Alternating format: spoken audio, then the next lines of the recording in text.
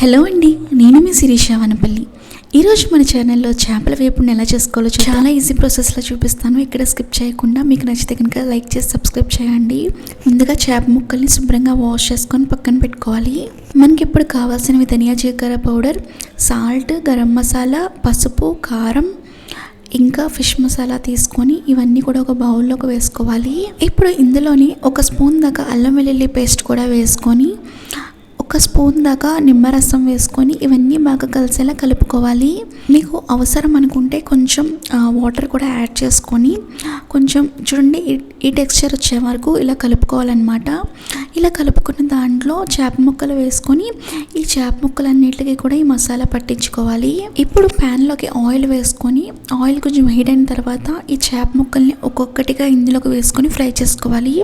2 sides కూడా fry అయ్యేలా మంచిగా ఫ్రై అయ్యేలా చూసుకోవాలి. ఫిష్ ఫ్రై అవ్వడానికి మనకి టైం ఎక్కువ అనేది తీసుకోదండి, సాఫ్ట్గా ఉంటుంది కదా, సో ఫాస్ట్గానే ఫ్రై అయిపోద్ది.